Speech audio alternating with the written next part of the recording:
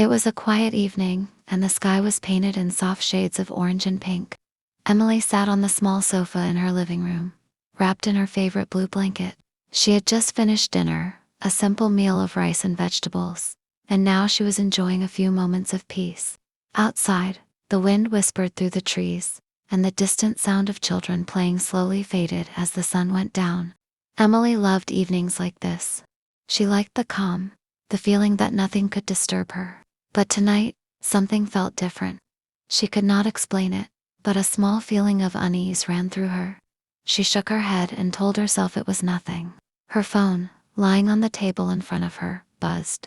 She picked it up, expecting a normal message from a friend, or perhaps a notification from an app. But the screen showed something she had not expected. The message had no name, no number. It simply said, "I know what you did last summer." Emily blinked. She stared at the screen, unsure if it was a joke, a mistake, or something more serious. Her heart began to beat faster. She thought about last summer. What had she done that someone might know? Her mind raced through every memory, every small mistake she had made. Nothing dangerous, nothing wrong, or at least, nothing she thought anyone would know. She typed back quickly, "Who is this?" There was no reply, just silence. Emily waited for a few minutes, but the phone stayed quiet. She tried not to panic. Maybe it was just a wrong number, a prank. She laughed nervously and set the phone down. Still, she could not stop thinking about the message. She remembered the small argument she had with her best friend Anna last summer. Could it be related? Or perhaps the tiny mistake at work, the one she had tried to forget. She had always believed no one would ever find out. Emily decided to put the phone aside and make herself a cup of tea. The kettle whistled softly, filling the kitchen with warmth. She tried to focus on the simple task, hoping that her mind would calm down. But the words from the message repeated in her mind, over and over. "I know what you did last summer." As she sipped her tea, a knock came at the door. Emily froze. It was late, and no one usually visited at this hour. She put down her cup and looked through the small window in the door. Outside, the street was empty, quiet. No one was there. Her hands trembled slightly as she walked back to the living room. She picked up her phone again. Another message had arrived. This time, it said, "You can't hide it forever." Emily's calm evening was gone. Her quiet life felt suddenly fragile, like a thin glass ready to shatter. Who was sending these messages, and what did they really know? Her heart pounded as she stared at the screen, realizing that this night, which had started so peacefully, was about to change her life in ways she could never have imagined. Emily could not sleep that night. She kept staring at her phone, the strange messages glowing in the dark room. Her mind was full of questions. Who was sending them? How did they know about last summer, and what did they want from her? After a long time, she finally decided to check her email. Maybe it was easier to ignore. Maybe she could find some clue. Her inbox looked normal except for one new message in her spam folder. The sender's name was blank, and the subject line said only, "It's closer than you think." Emily's hands shook as she opened the email. Inside, there was just one picture. She gasped. It was a photo of her apartment, her living room, exactly as it was right now. The blanket she always used, her small coffee table, even the blue curtains all in the photo. It was taken from outside, through her window. Her heart raced. She looked around nervously. Could someone really be watching her? She went to the window and peeked outside. The street was empty, quiet, the same as before. But the feeling of being watched would not leave her. Emily wanted to call someone, anyone, but she did not know who she could trust. She decided to text her best friend Anna. "Anna, I need your help. I think someone is watching me. I got weird messages and now a photo of my apartment." Minutes passed, and there was no reply. Emily felt a chill run down her spine. Maybe Anna was asleep. Maybe she didn't understand. Emily realized she had to be careful. Whoever was doing this might be closer than she thought, just like the email said. She tried to think calmly. What could she do?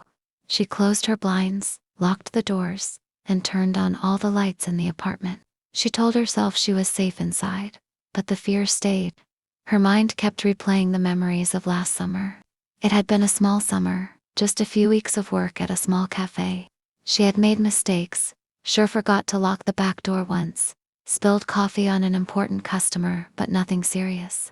She could not understand why anyone would threaten her now. Then, another message arrived, this time on her social media account. Emily rarely used it, but her phone buzzed with a notification. The message was short, almost like a whisper. You thought it was over. It's not. Emily felt her stomach drop. She could not stop shaking. She didn't know if this was a prank or something dangerous. She wanted to delete the messages, block the sender, and pretend it never happened. But something inside her told her that would not be enough. She realized that ignoring the messages might make things worse. She needed answers. She had to find out who was behind this before it was too late. Emily sat on her sofa, her mind racing. She knew one thing for sure. Her life had changed. The quiet evenings, the safe apartment, the simple peace she had always enjoyed, it was gone. And now, she had no idea what would happen next. Somewhere, in the shadows, someone was watching. And that someone was not done with her yet. The next morning, Emily felt tired and restless. She had hardly slept, and every little sound in her apartment made her jump. The messages from last night haunted her. She knew she could not ignore them anymore. Whoever was sending them was serious, and Emily had to find out why. She decided to look back at last summer. Maybe there was a clue hidden in her past actions. She pulled out her old journal and began reading. Pages full of small, everyday thoughts stared back at her. Notes about work at the cafe, trips to the park with friends, even silly doodles she had drawn during boring shifts. Then, she paused. There was one entry that stood out. She had written about a customer, a man named David, who had visited the cafe one day. He seemed kind, but something about him had felt strange. Emily remembered now he had asked personal questions about her life, where she lived, who her friends were. She had thought nothing of it at the time, just polite small talk. But now, looking back, she felt a shiver. Could David be connected to the messages? Emily tried to check her old messages and emails from that time. Her social media searches were slow and frustrating, but finally, she found it. David's account was gone, deleted, or maybe blocked. That made her uneasy. Why disappear now if it was nothing? She decided to tell Anna in person. Emily knew she could not wait for messages back. She called Anna and asked her to meet at a nearby cafe. Within 30 minutes, Anna arrived, looking worried. What's going on? Anna asked. Emily explained everything, the messages, the photo of her apartment, the feeling of being watched. Anna listened quietly, her face pale. That's serious, Anna said finally. We should go to the police. Emily shook her head. I don't know if I can. If I tell them, maybe it will make him angry. I want to find out who he is first. I want to know why he's doing this. Anna hesitated but nodded. Okay, but we have to be careful. Whoever this is, they know a lot about you. We need a plan. They sat together, whispering ideas. Emily remembered her phone. She had kept the emails and messages. Maybe there were hidden clues in the wording, the timing, or the sender information. She opened her laptop and began tracing the email headers, trying to find a location. It was complicated, but Emily was determined. Hours passed, and slowly, she started to notice patterns. Every message had come after she thought about something from last summer. Every threat was connected to a memory she had tried to forget. It was as if someone was watching her thoughts as well as her actions. Emily leaned back in her chair, exhausted but focused. She realized something terrifying. This was personal. Whoever was sending these messages knew her deeply. This was not random. And now, Emily understood something else. If she wanted to stop it, she had to confront the past she had tried to forget. She had to face the person who had been waiting all this time, watching, and waiting for the right moment. The question was, would she be ready for what she would find? The next day, Emily decided to follow a lead she had discovered online. One of the old emails from David had a small signature at the bottom, a personal website she had never noticed before. It looked innocent, a blog about coffee and travel, but something felt off. She opened it carefully, expecting nothing, but what she found made her stomach drop. The blog was filled with photos of her apartment. the cafe where she worked last summer, even pictures of her walking home from work. Each photo had a small note, like someone had been watching and keeping records. Emily's hands shook as she scrolled down. There, in bold letters, was a post titled, "She thinks no one remembers." Her heart raced.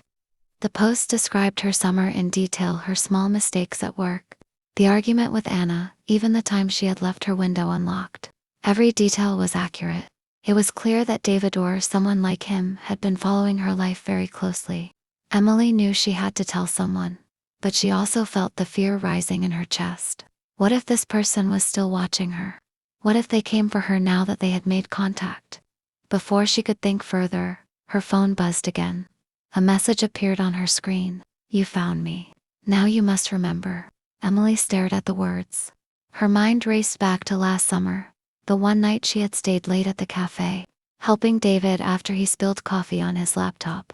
She had helped him clean up, offered him tea, and laughed at his clumsy jokes. At the time, she thought it was a harmless encounter, but now she realized that it might have been the moment everything started. Suddenly, a knock on her door made her jump. Her heart pounded as she looked through the peephole. Outside stood a man in a simple jacket, holding a bag. He looked nervous, almost unsure of himself.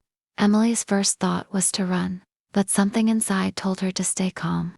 She opened the door slightly and asked, "Can I help you?" The man looked at her and said softly, "Emily, it's me, David." Emily's mind froze. She had seen his face before, but now it felt different, closer, more real, and somehow frightening. Why are you here?" she asked, her voice trembling. David hesitated. "I didn't mean to scare you. I needed you to remember. Something happened last summer, something you don't know you did, and it changed everything. I tried to reach you safely, but I don't know how else to explain it."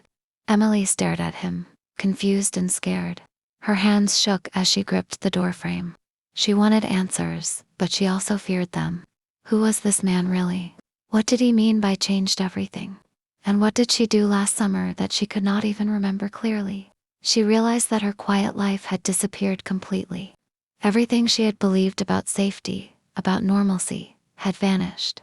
And now, the truth was standing right at her doorstep. Emily took a deep breath. "Okay," she said slowly. "You need to tell me everything, but you have to be honest. No secrets." David nodded, his eyes serious. "I will, but once I start, there's no going back." Emily stepped aside, letting him in. She knew that after this moment, nothing would ever be the same. Emily closed the door behind David, her heart racing. The apartment felt smaller suddenly, as if the walls themselves were listening. She led him to the sofa and gestured for him to sit. Silence hung between them for a moment, broken only by the faint hum of the refrigerator. Finally, David spoke. "Emily, I'm sorry for scaring you. I never wanted it to go this far." His voice was calm but serious. "Last summer, when you stayed late at the cafe, you helped me with something important. I didn't tell you then, because it was complicated. I thought I could fix it myself." Emily frowned. "What are you talking about? What did I do?" David took a deep breath. "You don't remember leaving the back door unlocked that night? I didn't want anyone to notice, but someone else saw it. They took advantage of the situation. I've been trying to protect you ever since." Emily felt a chill run down her spine. "Protect me? How?" "The messages," David continued, "they weren't meant to hurt you. They were meant to warn you. That person, the one watching you, the one who sent those emails, was dangerous. I needed to make sure you were alert, that you understood the threat before it became real." Emily's mind swirled. "So, all this time, you were watching me too?" David nodded slowly. "Yes, but only to keep you safe. I never intended to frighten you like this. I didn't know how else to reach you. I had to get your attention." Emily sank back into the sofa, her thoughts racing. Everything suddenly made sense. The messages, the photo, the strange timing. She had thought she was in danger, that someone hated her, but it had all been a warning, a way to prepare her for the real danger she hadn't even noticed. You scared me so much," Emily whispered, her voice trembling. "I didn't know who to trust." David reached out gently. "I know, and I'm sorry. I should have done this differently. But the truth is out now, and the danger is over. That person is gone. You're safe." Emily felt tears welling in her eyes. Relief, fear, and exhaustion all mixed together. After weeks of tension and anxiety, it was finally over. She leaned back, taking a deep breath. "Thank you," she said softly, "for protecting me, even if I didn't understand it." David smiled faintly. "Sometimes the truth comes in strange ways. But you're stronger than you think. You faced the fear, and now you can move forward." Emily nodded. She realized that life could change, and in instant quiet evenings could turn into nights full of fear, but courage and careful choices could guide her through even the darkest moments. For the first time in weeks, Emily felt a sense of calm. The messages, the unknown threat, the fear, they were all behind her now.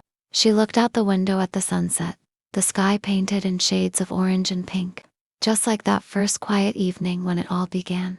And she knew that no matter what came next, she had the strength to face it. Some messages were unexpected, some fears were real.